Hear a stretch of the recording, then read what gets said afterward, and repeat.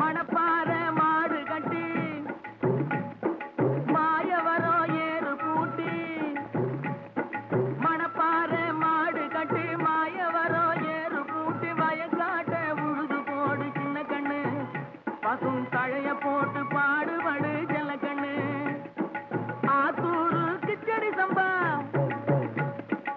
ஆத்தூரு கிச்சடி சம்பா பார்த்து வாங்கி வித விதைச்சி ஆத்தூரு கிச்சடி சம்பா பார்த்து வாங்கி வித விதைச்சி நாட்டை பறிச்சு நட்டு போடு சின்ன கண்ணு தண்ணியை ஏத்தம் புடிச்சு இறச்சி போடு செல்ல கண்ணு நாட்டை பறிச்சு நட்டு போடு சின்ன கண்ணு தண்ணியை ஏத்தம் புடிச்சு இறச்சி போடு செல்ல கண்ணு கருத நல்லா விளைய வச்சு மருத சில்லாள வச்சு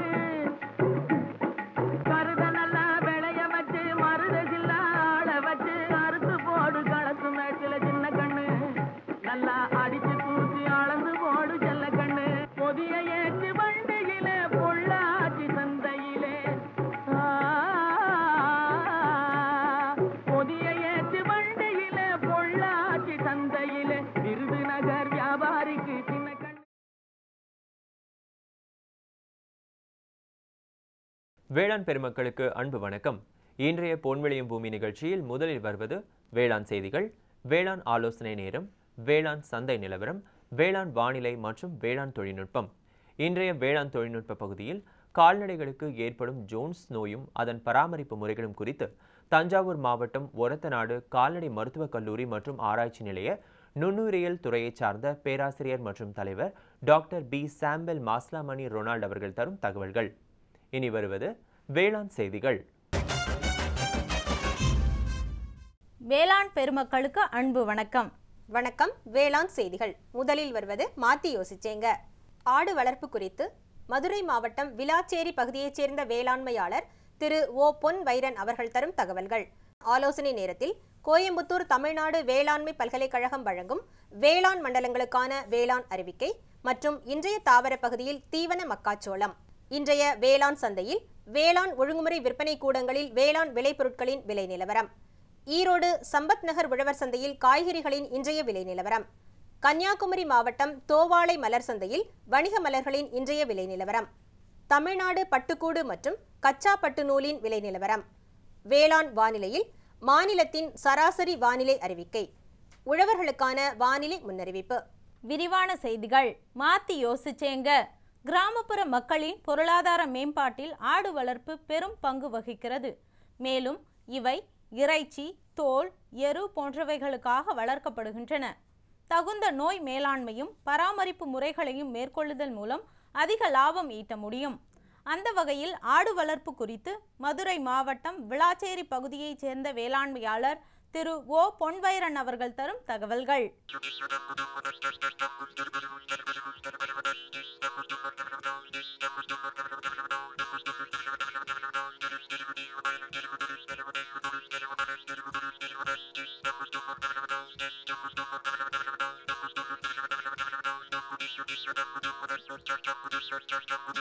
ஐயா வணக்கங்க ஐயா. வணக்கம் ஐயா. ஐயா உங்கள் பேர் சொல்லுங்க ஐயா.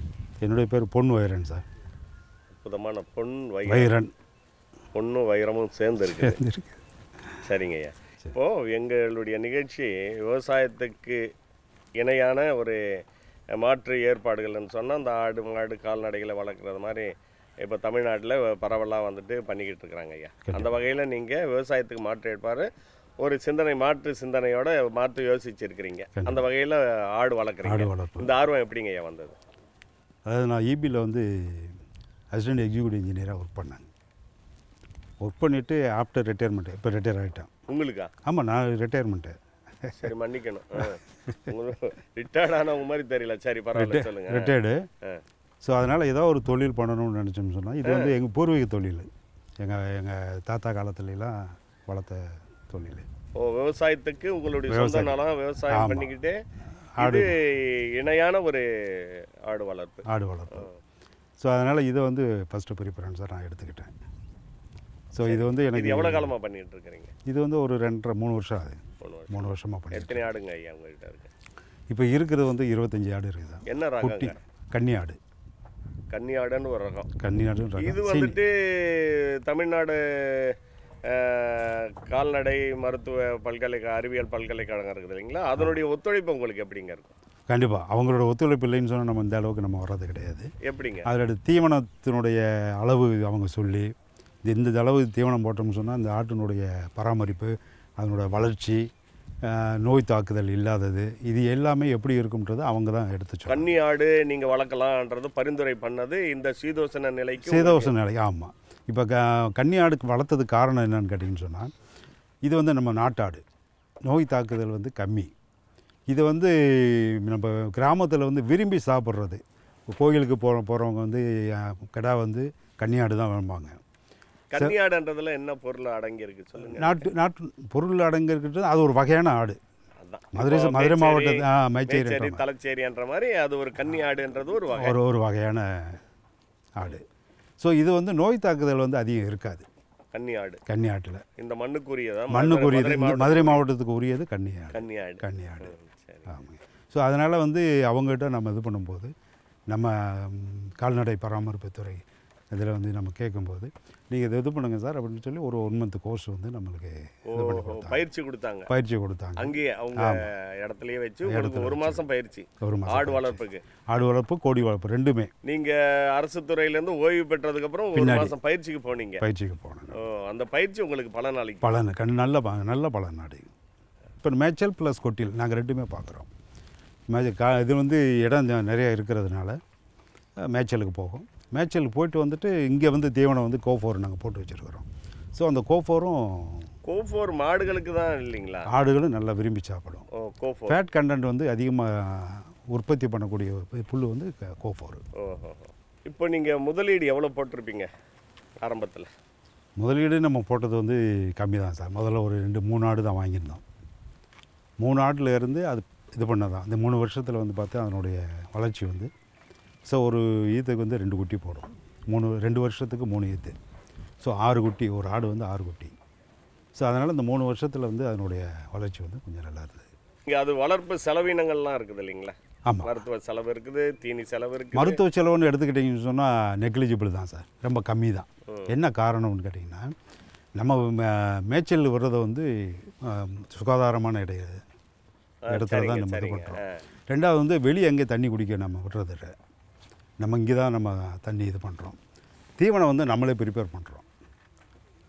அதாவது நம்ம கால்நடை இதில் வந்து சொன்ன ரேஷியோ முறைப்படி நம்ம வந்து ப்ரிப்பேர் பண்ணுறோம். அதை ப்ரிப்பேர் பண்ணி நம்ம இது பண்ணுறதுனால நோய் தாக்குதல் இது ஒரு மருத்துவ செலவுன்னு எடுத்துக்கிட்டிங்கன்னு சொன்னால் ஒன்றுமே இல்லைன்னு சொன்னால் அதனுடைய இதுக்கு கம்பேர் பண்ணும்போது இப்போ நோய் தடுப்பு முறைகளெல்லாம் நீங்கள் கையாளுறேன். அது என்ன மாதிரிங்க? இப்போ இன்கேஸ் இப்போ பருவமழை மாறுதுன்னு வச்சுக்கோங்களேன், summer to winter, winter to summer வருதுன்னு சொன்னால் அதுக்கு தகுந்த அது வந்து நோய் தாக்குதல் வர்றதுக்கு முன்னாடி நம்ம வந்து அதுக்கு உண்டான மருத்துவத்தை நம்ம பார்த்துடுறோம்.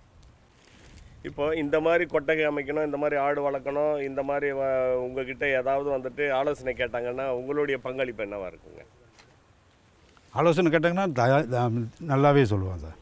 ஏன்னா இது முதல்ல வந்து அவங்க இன்வெஸ்ட்மெண்ட் வந்து அதிகமாக போட்டுறாங்க. சில பேர் 2.5 லட்சம் 3 லட்சம்னு போட்டு இந்த செட்டு நான் போடுறதுக்கு வந்து வெறும் 45,000 தான் ஆச்சு, வெறும் 45,000.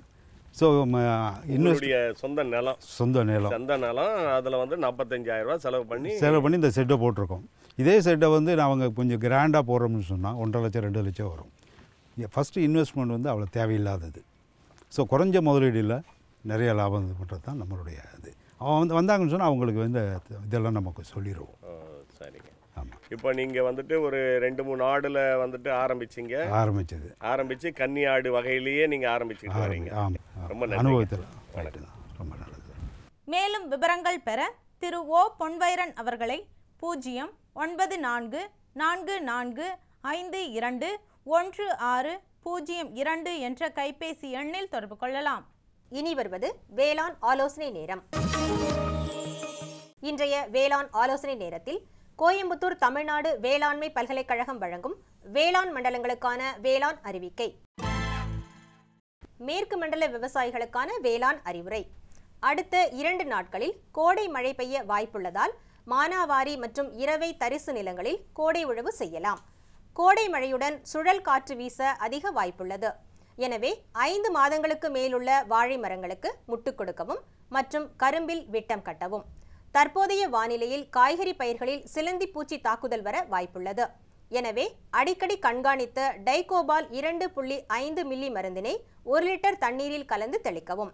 காவிரி டெல்டா மண்டல விவசாயிகளுக்கான வேளாண் அறிவுரை. கோடை நெல் நாற்றாங்காலில் இலை சிலந்தியின் தாக்குதல் பரவலாக தென்படுகிறது. இதனை கட்டுப்படுத்த டைகோபால் 600 மில்லி 1 ஏக்கர் அல்லது நனையும் கந்தகத்தூள் 400 கிராம் 1 ஏக்கர் என்ற அளவில் 200 லிட்டர் தண்ணீரில் கலந்து தெளிக்கவும். கோடை நெல் நாற்றாங்காலில் இலைப்பேன் தாக்குதல் பரவலாக தென்படுகிறது. இதனை கட்டுப்படுத்த குளோரிபைரிபாஸ் 2.5 மில்லியை 1 லிட்டர் தண்ணீரில் கலந்து தெளிக்கவும். கோழிகளுக்கு ராணிக்கெட் நோய் வராமல் தடுக்க தடுப்பூசி போடவும். பால் கறக்கும் மாடுகளின் மீது காலை 10 மணி முதல் மாலை 5 மணி வரை 2 மணி நேர இடைவெளியில் தண்ணீரை தெளிப்பதனால் பால் உற்பத்தி குறைவது தவிர்க்கப்படுகிறது. தெற்கு மண்டலம் 1ற்குட்பட்ட மாவட்டங்களுக்கான வேளாண் அறிவுரை. வரும் தினங்களில் எதிர்பார்க்கப்படும் வறண்ட வானிலையில் கத்தரியில் தண்டு மற்றும் காய் துளைப்பானின் தாக்குதல் ஏற்பட வாய்ப்புகள் உள்ளன. இதனை கட்டுப்படுத்த குளோர்பைரிபாஸ் 20% ஈசி 1 மில்லி லிட்டர் 1 லிட்டருக்கு அல்லது குயினால் பாஸ் 25% ஈசி 1.5 மில்லி லிட்டர் 1 லிட்டருக்கு என்ற அளவில் 15 நாட்கள் இடைவெளியில் தெளிக்கவும். தெற்கு மண்டலம் 2ற்குட்பட்ட மாவட்டங்களுக்கான வேளாண் அறிவுரை. தற்போது நிலவும் பருவநிலையில் முந்திரியில் தண்டு துளைப்பான் தாக்குதல் பரவலாக தென்படுகிறது. இதன் முக்கிய அறிகுறியாக மரத்தின் அடிப்பகுதியில் சிறு துளைகள் காணப்படும். இதனை கட்டுப்படுத்த கார்பரில் 50% ஈசி 0.1% மருந்தை தண்டு பகுதியில் சுமார் 1 மீட்டர் உயரம் வரை தடவி விட வேண்டும். தற்போது நிலவும் பருவநிலையில் மிளகாயில் மஞ்சள் சிலந்தியின் தாக்குதல் பரவலாக தென்படுகிறது. இதன் தாக்குதலால் செடிகளில் இலைகளின் கீழ்நோக்கி சுருண்டும் சொரசொரப்பாகவும் இலை காம்புகள் நீளமாகவும் காணப்படும். இதனை கட்டுப்படுத்த நனையும் கந்தகத்தூள் 6 கிராம் அல்லது எத்தியான் 4 மில்லியை 1 லிட்டர் தண்ணீரில் கலந்து தெளிக்கலாம். பகல் மற்றும் இரவு நேர வெப்பநிலை தொடர்ந்து உயர்வாக காணப்படுவதால் மண்ணின் ஈரப்பதத்தை பொறுத்து காய்கறி பயிருக்கு நீர்ப்பாசனம் செய்யவும். மலைப்பிரதேச மண்டல விவசாயிகளுக்கான வேளாண் அறிவுரை. மண்ணில் ஈரப்பதத்தை பாதுகாக்க மூடாக்கு இடவும். நிலவி வரும் அதிக பகல் நேர வெப்பம் காரணமாக தேயிலை தோட்டத்தில் சிவப்பு சிலந்தி தாக்குதல் தென்பட்டால் வேப்பெண்ணெய் அல்லது ப்ராப்பர்ட்டி கைட் அல்லது ப்ரொபனோபாஸ் அல்லது டைகோபால் 2 மில்லி லிட்டர் 1 லிட்டர் தண்ணீருக்கு என்ற அளவில் தெளித்து கட்டுப்படுத்தலாம். வடமேற்கு மண்டல விவசாயிகளுக்கான வேளாண் ஆலோசனை. நாமக்கல் மற்றும் சுற்றுப்புறங்களில் சில இடங்களில் மிதமான மழை இருக்கக்கூடும். பகலில் தீவனமிடுவதை தவிர்த்து மாலை மற்றும் இரவு நேரங்களில் தீவனமிடுவதும் தீவனத்தில் தாவர எண்ணெயை சேர்த்து கோழிகளுக்கு தேவையான எரிசக்தியை கொடுத்து முட்டை எடையின் அளவை தக்க வைத்து கொள்ள வேண்டும்.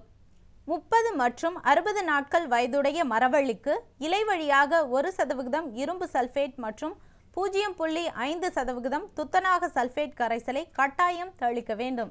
வடகிழக்கு மண்டல விவசாயிகளுக்கான வேளாண் ஆலோசனை. கொட்டகையின் மேற்கூரையின் மீது தென்னங்கீற்று அல்லது வைக்கோல் பரப்பி அதன் மீது தண்ணீர் தெளிப்பதன் மூலம் வெப்ப தாக்கத்திலிருந்து கால்நடைகளை பாதுகாக்கலாம். வெயில் அதிகமான பகல் நேரங்களில் கறவை மாடுகளின் மேல் தண்ணீர் தெளித்து அதன் வெப்பத்தை தணிப்பதன் மூலம் பால் உற்பத்தி குறையாமல் பாதுகாக்கலாம். பியூடாக்ஸ் என்ற மருந்தினை 1 லிட்டர் தண்ணீரில் 2 முதல் 3 மில்லி என்ற அளவில் கலந்து ஆடுகளின் மேல்புறம் தடவுவதன் மூலம் புற ஒட்டுண்ணிகளை நீக்கலாம். அதிக மழை பெறும் மண்டலத்திற்கான வேளாண் ஆலோசனை. அன்னாசி மற்றும் சாமந்தி பயிர்களுக்கு போதுமான அளவு மழை இல்லாததால் செடிகளுக்கு நீர் பாய்ச்சவும். மிளகு. கடந்த 2 வருடங்களாக சுண்ணாம்பு இடும் பணி மேற்கொள்ளவில்லை எனில் முதல் கோடை மழை கிடைத்தவுடன் கொடிக்கு 500 கிராம் சுண்ணாம்பு என்ற அளவில் இட வேண்டும். தொடரும் வேளாண் ஆலோசனை நேரத்தில் இன்றைய தாவர பகுதியில் தீவன மக்காச்சோளம். தீவன மக்காச்சோளத்தின் சாகுபடி தொழில்நுட்பத்தை காண்போம். பயிரிட ஏற்ற பருவம். இரவை பயிராக ஆண்டு முழுவதும் பயிரிடலாம். பயிரிட ஏற்ற ரகம் ஆப்பிரிக்கன் நெட்டை கங்கா 5. பயிரிட ஏற்ற இடைவெளி 30 சென்டிமீட்டருக்கு 15 சென்டிமீட்டர் இடைவெளியில் பயிரிடலாம். ஒரு ஹெக்டருக்கு 25 டன் தொழு உரத்துடன் 20 கிலோ அசோஸ்பைரில்லம் அல்லது 20 கிலோ பாஸ்போபாக்டீரியா உயிர் உரத்தினை கலந்து இட வேண்டும். கதிர்கள் முதிர்வடையும் முன் அறுவடை செய்திட வேண்டும். அறுவடை: கதிர் பால் கட்டும் பருவத்தில் இருக்கும்போது தட்டைகளை அறுவடை செய்ய வேண்டும். மேலும் விவரங்கள் பெற www.agritech.tnau.ac.in என்ற இணையதளத்தை பார்க்கவும். விளம்பர இடைவேளைக்கு பிறகு வேளாண் செய்திகள் தொடரும்.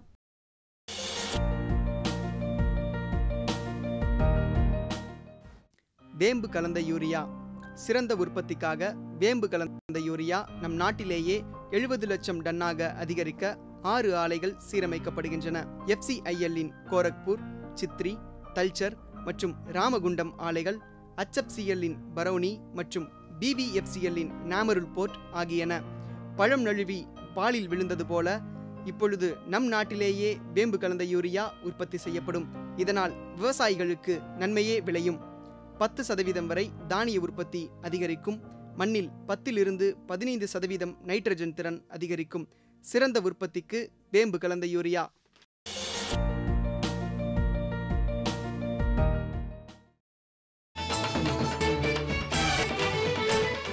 தமிழ்நாடு ஒழுங்குமுறை விற்பனை கூடங்களில் வேளாண் விளைபொருட்களின் இன்றைய விலை நிலவரம். குவிண்டாலுக்கு மக்காச்சோளம் மஞ்சள் ராஜபாளையத்தில் குறைந்தபட்ச விலையாக 1300 ரூபாய்க்கும் அதிகபட்ச விலையாக 1600 ரூபாய்க்கும், நெல் ADT 37 கலவையில் 1512 ரூபாய் முதல் 1712 ரூபாய் வரையிலும், காவேரி பாக்கத்தில் 1547 முதல் 1733 ரூபாய் வரையிலும், நெல் சோனா மதுரையில் 2600 முதல் 2700 ரூபாய் வரையிலும், நெல் பொன்னி திருமங்கலத்தில் 1800 முதல் 2200 ரூபாய் வரையிலும், உசிலம்பட்டியில் 2200 முதல் 2300 ரூபாய் வரையிலும், நெல் ADT 39 பழனியில் 1700 முதல் 1800 ரூபாய் வரையிலும், வாழைப்பூவன் சின்னமனூரில் 1400 முதல் 1500 ரூபாய் வரையிலும், மஞ்சள் கிழங்கு நாமகிரிப்பேட்டையில் 6641 ரூபாய் முதல் 7591 ரூபாய் வரையிலும், சேலத்தில் 6600 முதல் 7400 ரூபாய் வரையிலும், வெல்லம் கவுந்தபாடியில் 3667 முதல் 3762 ரூபாய் வரையிலும், சேலத்தில் குறைந்தபட்ச விலையாக 3700 ரூபாய்க்கும் அதிகபட்ச விலையாக 4100 ரூபாய்க்கும் விற்பனை செய்யப்பட்டது. ஈரோடு சம்பத் நகர் உழவர் சந்தையில் காய்கறிகளின் இன்றைய விலை நிலவரம். கத்தரிக்காய் 1 கிலோ 38 ரூபாய்க்கும், வெண்டைக்காய் 1 கிலோ 17 ரூபாய்க்கும், அவரைக்காய் 1 கிலோ 45 ரூபாய்க்கும், சின்ன வெங்காயம் 1 கிலோ 56 ரூபாய்க்கும், பெரிய வெங்காயம் 1 கிலோ 14 ரூபாய்க்கும், பச்சை மிளகாய் 1 கிலோ 45 ரூபாய்க்கும், தக்காளி 1 கிலோ 7 ரூபாய்க்கும், இஞ்சி 1 கிலோ 40 ரூபாய்க்கும், கீரைகள் கட்டு 1 5 ரூபாய்க்கும், கறிவேப்பிலை 1 கிலோ 50 ரூபாய்க்கும், கொத்தமல்லி 1 கிலோ 48 ரூபாய்க்கும், புதினா 1 கிலோ 30 ரூபாய்க்கும் விற்பனை செய்யப்பட்டது.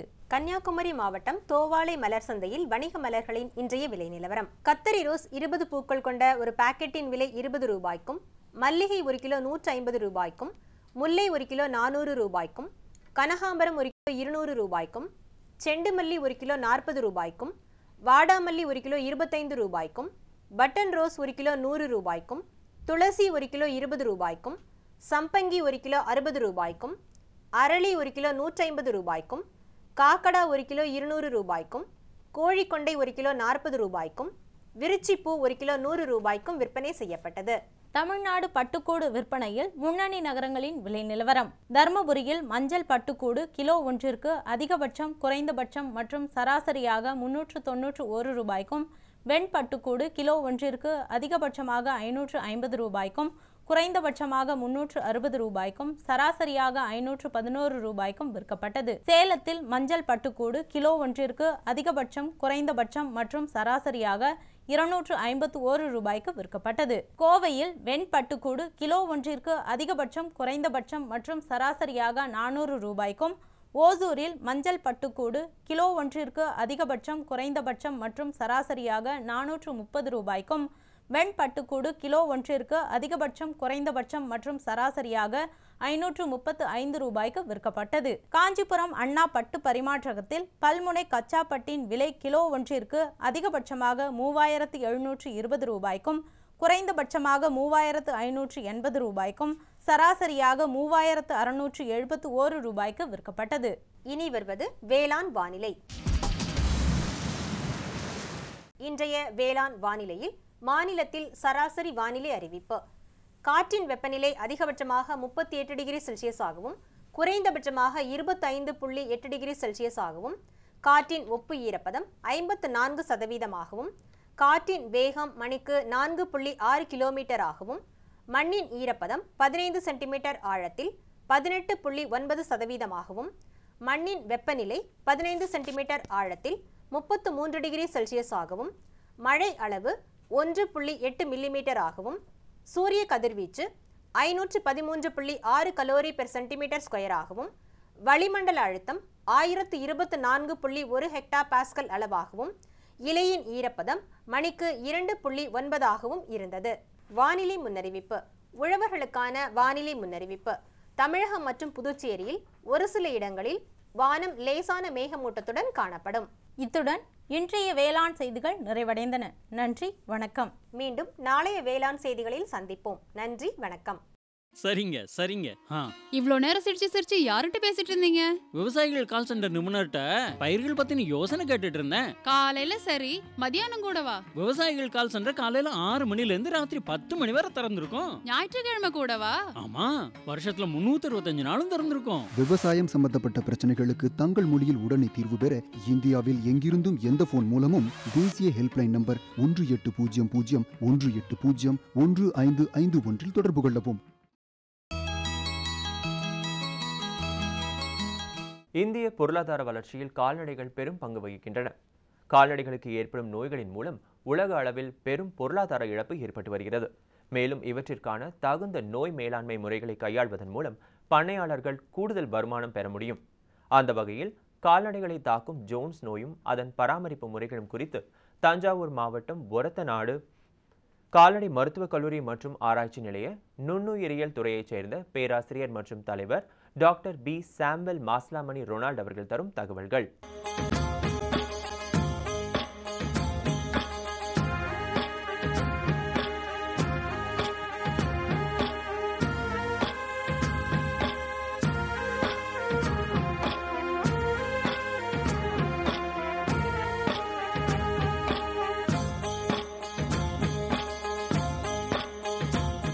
விலங்குகளை தாக்கக்கூடிய ஜோனிஸ் நோயும் அதை கட்டுப்படுத்த எடுக்க வேண்டிய பராமரிப்பு முறைகளை பற்றி உங்கள் மத்தியில் பேச போகிறேன்.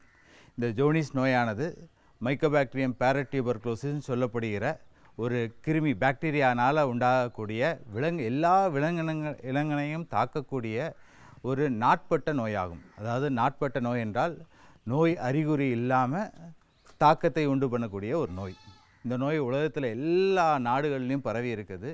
நம்முடைய இந்திய தேசத்தில் 1913ஆவது ஆண்டு லாகூர்ன்ற ஊரில் கண்டுபிடிக்கப்பட்டு இந்த நோய் கொஞ்சம் கொஞ்சமாக பரவி 2012-14 கிட்டத்தட்ட 15லேருந்து 50% இந்த நோய் பரவி இருக்கிறதாக கண்டறியப்பட்டிருக்கிறது. இந்த நோயில் அப்படி என்ன முக்கியத்துவம்னு பார்த்தீங்கன்னா, இந்த நோய் நெடு நாட்களாக ஆடுகளையோ மாடுகளையோ தாக்கி, அதாவது நோய் அறிகுறி இல்லாமல் தாக்கி ஒரு தாக்கத்தை உண்டு பண்ணோம். அடுத்தது இந்த நோயை துல்லியமாக அறிந்து கொள்றதுக்கு ஒரு நல்ல டெஸ்ட் கிடையாது, அதாவது பரிசோதனை கிடையாது. மூன்றாவதாக இந்த நோய்க்கான தடுப்பூசி, அதாவது முற்றிலுமாக தடுக்கக்கூடிய ஒரு தடுப்பூசி கிடையாது.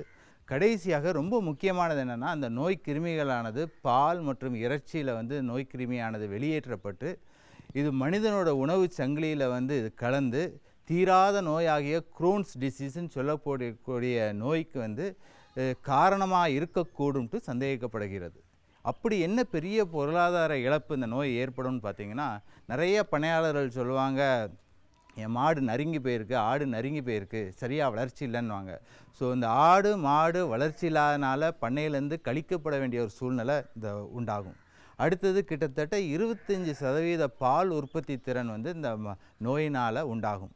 மூன்றாவதாக தீவன மாற்றுத்திறன் இல்லை இறைச்சி மாற்றுத்திறன் அதிகமாக குறைக்கப்படும். அதாவது 1 கிலோ தீவனம் சாப்பிட்டு 1/2 கிலோ எடை கூடணும்னா இந்த நோய் இருந்துச்சுன்னா 50லேருந்து 100 கிராம் தான் எடை கூடும். சரி, இந்த நோய் எப்படி என் பண்ணைக்குள்ளே வருது?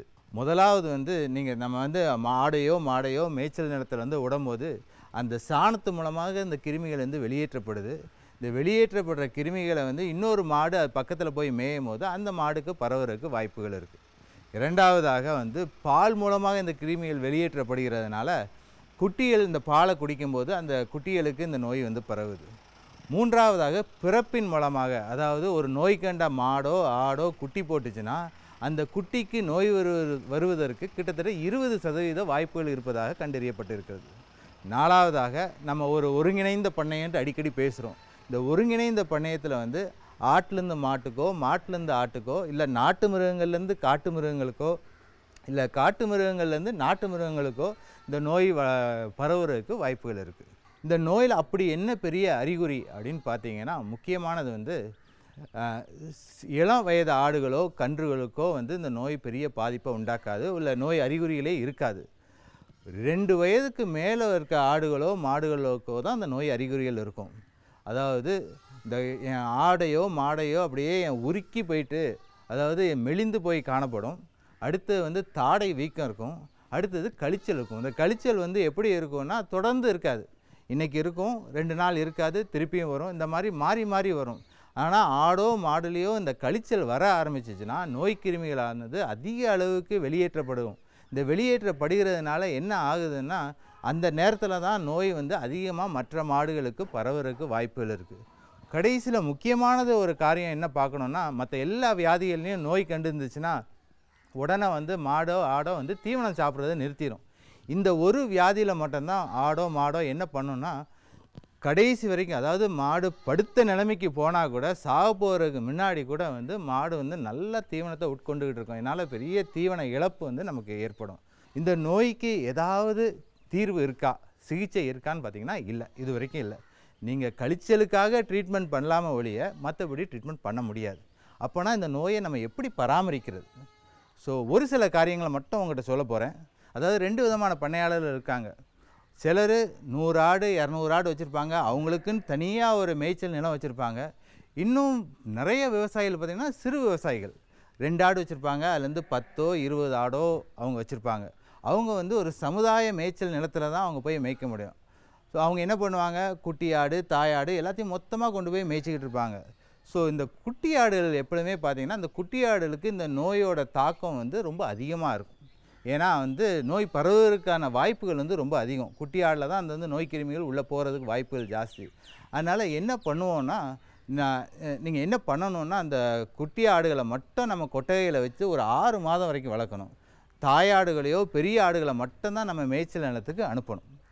மேலும் விவரங்கள் பெற டாக்டர் பி சாம்பல் மாஸ்லாமணி ரொனால்டு அவர்களை 098 84 08 0856 என்ற கைபேசி எண்ணில் தொடர்பு கொள்ளலாம். சுகமாய் பரவும் நறுமணத்தில், சுவை எனும் இன்பத் தோட்டத்தில், வளர்ச்சி எனும் பாதையில், மலர்ந்திருக்கும் புன்னகையில், பசுமையான செடிகளில், பெரிய பெரிய வர்த்தகங்களில், தேனீக்களின் ரீங்காரத்தில், மகிழ்ச்சியின் இன்ப ஒலியில். NHM தோட்டக்கலை இயக்கம். எங்கள் விருப்பம் உங்களது புன்னகை. 28/4/2017 வெள்ளிக்கிழமை அன்று பொன்விளையும் பூமி நிகழ்ச்சியில் மாத்தி யோசிச்சேங்க பகுதியில் சொட்டு நீர் பாசனத்தின் மூலம் சாகுபடி செய்து பயனடைந்த தருமபுரி மாவட்டம் பாலக்கோடு பாப்பநாயக்கன்பட்டி பகுதியைச் சேர்ந்த வேளாண்மையாளர் திரு பூபதி அவர்கள் தரும் தகவல்கள். வேளாண் ஆலோசனை நேரத்தில் தஞ்சாவூர், திருவாரூர், திருச்சி, கரூர், பெரம்பலூர், அரியலூர், நாகப்பட்டினம் ஆகிய மாவட்டங்களுக்கான வேளாண் அறிவிக்கை மற்றும் இன்றைய தாவர பகுதியில் ஜெரேனியம், வேளாண் தொழில்நுட்ப பகுதியில் ஊட்டச்சத்து சார்ந்த தோட்டம் குறித்து தேனி மாவட்டம் காமாட்சிபுரம் சென்டெக் வேளாண் அறிவியல் நிலைய மனையியல் துறையைச் சேர்ந்த எம் ரம்யா சிவசெல்வி அவர்கள் தரும் செய்திகள் ஆகியன இடம்பெறும். மீண்டும் நாளைய பொன்விளையும் பூமி நிகழ்ச்சியில் சந்திப்போம். நன்றி, வணக்கம்.